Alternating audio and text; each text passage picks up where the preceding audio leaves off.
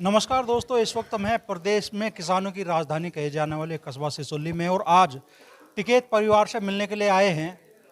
करीब 30 साल से लगातार एमएलसी बनते आ रहे अक्षय प्रताप सिंह जी।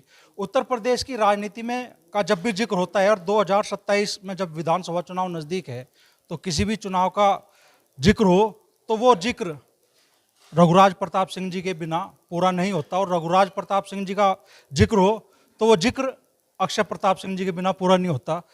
तो आज जब सिसोली आए हैं अक्षय प्रताप सिंह जी, तो टिकैत परिवार के प्रति उनकी भावना क्या है और किसानों की हालत आज वो क्या मानते हैं, चलिए चर्चा करते हैं।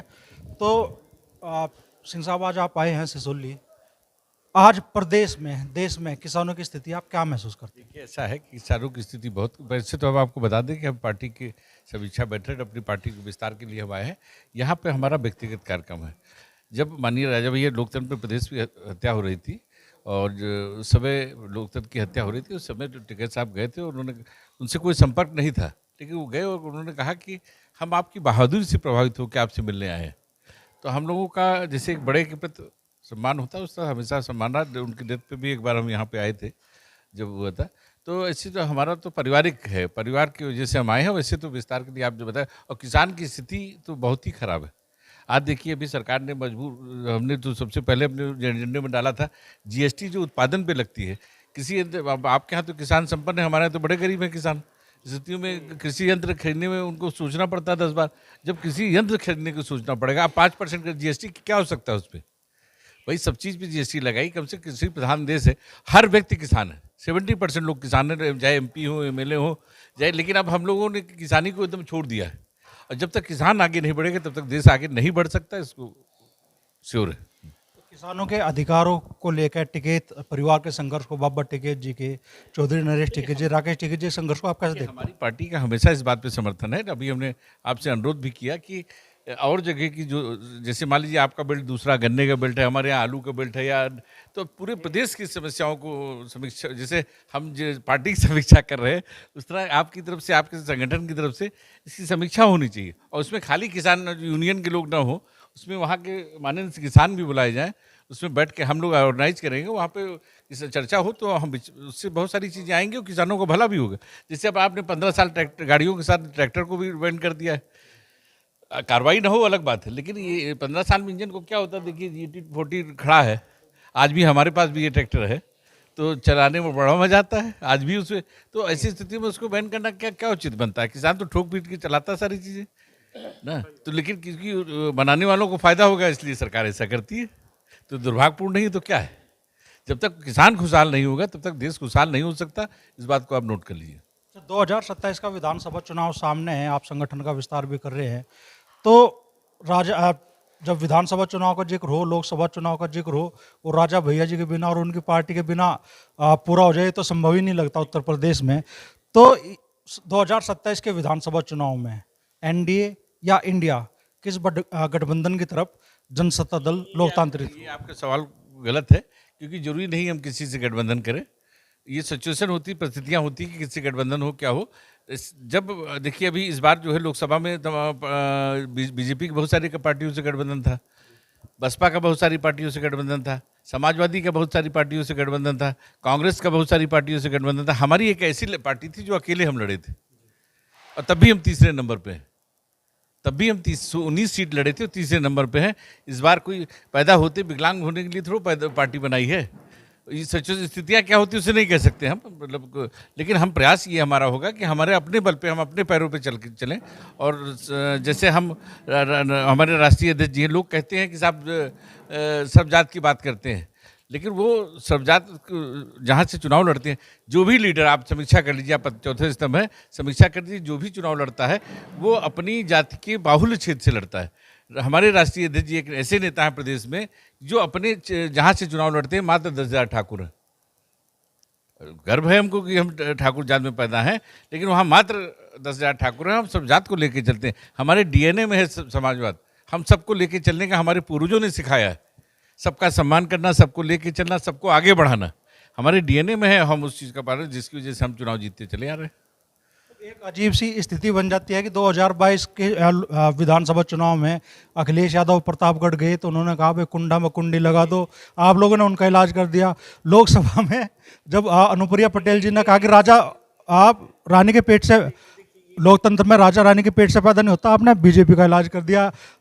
तो इस बार क्या 27 में किसका इलाज करने जा रहे हैं और किसका समर्थन नहीं करने जा रहे हैं? हम अपनी पार्टी को बढ़ाने का काम कर रहे हैं। हम आज स्वर्गीय महेंद्र सिंह टिकैत जी के भी उसमें जाके समाधि पे हमने प्रणाम किया और आशीर्वाद लिया, और सब बड़े बुजुर्गों का आशीर्वाद लेके हमारी पार्टी बहुत आगे जाएगी। आने वाले अभी 6 साल में हमारी पार्टी अकेले चुनाव लड़के तीसरे नंबर की पार्टी हुई है। और जो माननीय अखिलेश जी की बात है, जहाँ तक वो चुनाव आ गया तो उनको पीडीए याद आ रहा है। जब सरकार में रहे तो पीडीए का क्या हुआ हमको समझा दीजिए आप। उन्होंने केवल कन्नौज, इटावा, मैनपुरी के यादों के लिए काम किया है, आजमगढ़ और जगह के यादों के लिए नहीं काम किया है। न किसी पटेल को उन्होंने जिलाध्यक्ष बनाया, न किसी चेयरमैन किसी पद का। आप बता दीजिए, आप ये तो रिकॉर्ड है ना, आप चौथे से हम निकाल लीजिए। कहीं किसी अदर्स कास्ट के लिए किसी पटेल के लिए काम किया हो, किसी पाल के लिए काम किया हो, किसी पासी के लिए काम किया हो, विश्वकर्मा। हम तो हमारे पासी समाज के से हमारे प्रदेश अध्यक्ष जी आते हैं, हम तो उनको परिवार मानते हैं। क्यों परिवार मानते हैं? ये कर्म से बहादुर हैं, हम जो है वैसे बहादुर हैं। ये पचकी से सुअर मारते हैं, हम जो है गोली से सुअर मारते हैं। तो बहादुर कर्म से हम बिरादरी हैं। बहुत सारी जातियाँ जो बहादुर जातियाँ वो राजपूत हैं। जो भी बहादुर जातियाँ हैं जो हमारे कर्म से मिलती हैं वो सब राजपूत हैं। अखिलेश जी की तरफ तो तीर चला दिया। योगी जी कितने खरे हैं आप लोगों के पैमाने? देखिए योगी जी उनका अभी तो उनकी सरकार चल रही ना। देखिए योगी व्यक्ति सरकार के हम खिलाफ हैं, योगी जी के खिलाफ नहीं है। सरकार बहुत गलत काम कर रही है ना, लेकिन योगी जी क्योंकि एक मठ के महंत भी है तो उनका व्यक्तिगत रूप से हम उस मठ के से हम जुड़े हैं तो मठ का हम नहीं कह सकते ना। बाकी अब सरकार बहुत खराब है, सरकार की में सारी कमियां हैं। किसानों के लिए कुछ नहीं कर रही, छात्रों के लिए कुछ नहीं रही, खाद्य की स्थिति देख रही जगह जगह। अभी हम लोग प्रदेश दौरे पे हैं, जगह जगह हमने देखा लाइन लगी हुई ना। सरकार है ना, सरकार के खिलाफ है। खाद आप मध्य प्रदेश अध्यक्ष से पूछिए, जगह से कितने जनपद हमको मिले जहाँ खाद के लिए लाइन लगी है ना। जब पानी नहीं मिला समय पे, खाद में 5 किलो यूरिया कम कर दी, जीएसटी लगा के यंत्र महंगा कर दिया। कि किसान कहाँ, आपके यहाँ तो संपन्न किसान है ना। यही हम इसीलिए हम कह रहे हैं, माननीय टिकैत साहब से हमने अनुरोध किया कि उत्तर प्रदेश में और जो जनपद है वहाँ की परिस्थितियों को भी देख के जब भी आप कोई आवाज़ उठाते हैं उनको देख के और आपको समर्थन मिलेगा। तो क्या कभी किसान के हक में, किसान के आंदोलन में दोनों आप चूंकि पॉलिटिकल पार्टी है, आप किसानों का संगठन है, क्या ये दोनों ताकतें एक मंच पर कभी दिखाई दे सकती है? निमंत्रण मिलेगा, जब भी हमको लगेगा हम जरूर हाजिर होंगे। इसमें कोई दो राय नहीं, क्योंकि हम भी किसान हैं और हमारे राष्ट्रीय अध्यक्ष जी भी किसान हैं, हमारे प्रदेश अध्यक्ष जी भी किसान हैं। हम अपने आप को पहले किसान मानते हैं, पहले किसान मानते हैं तब हम कुछ अपने आप को मानते हैं। वो अस्थाई वो मरते दम तक रहेगा। ये अस्थाई है, ये अस्थाई है, वो अस्थाई है। ये हमारे पूर्वजों से चला रहा, हम किसान हैं और रहेंगे। हमारी औलादें भी किसान रहेंगी और कुछ नहीं कर सकती हमारे जो पूर्वज सिखा गए। चौधरी साहब, बहन जी की सरकार में बाबा टिकैत जी पर लाठीचार्ज हुआ था और उसी वक्त कार्रवाई हुई राजा भैया जी पे। तो उस वक्त बताते हुए नारा चला, चौधरी साहब पर सोटा, बाबा टिकैत पर सोटा, राजा भैया पे पोटा नहीं चलेगा। तो जुगलबंदी तभी से चल रही है शायद। क्या कहना चाहेंगे राजा भैया को लेकर, रक्षा प्रताप सिंह जी को लेकर? बड़े चौधरी साहब तो टिकैत साहब वहाँ गए थे, जेल में भी गए थे। ठाकुर साहब से राजा भैया जी तक मिलन भी गए थे मैं। और एक मुलाकात तो चाहे कम होती हो, पर एक इस परिवार तक बड़ा जुड़ाव है। हमारा मौका नहीं लगा वहाँ जाने का, प्रतापगढ़, तो हम जाएँ। धन्यवाद है आज अक्षय प्रताप जी यहाँ पर आए।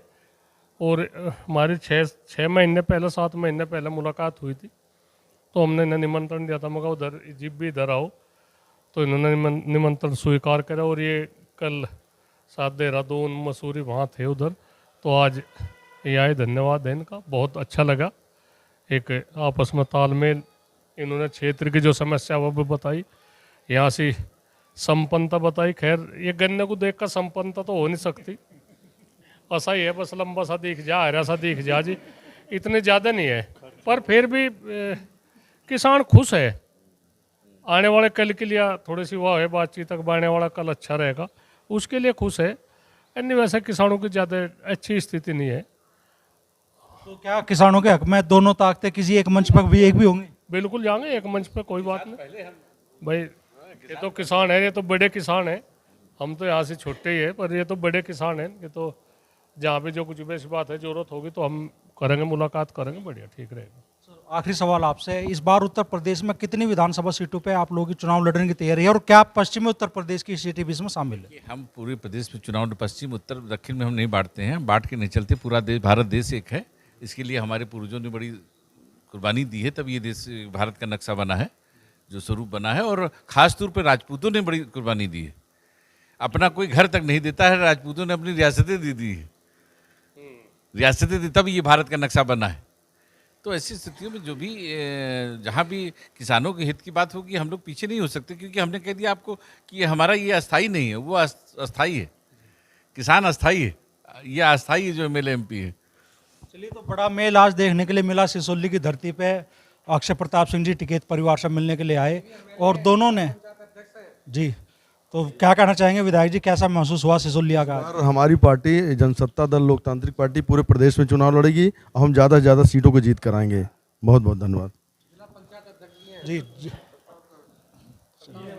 आप एक मिनट, आप प्रतापगढ़ के जिला पंचायत अध्यक्ष भी यहाँ पहुँचे हैं। सर, क्या कहना चाहेंगे, सिसोलिया का कैसा महसूस हुआ?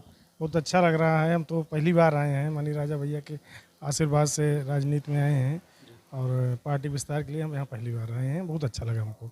बहुत धन्यवाद।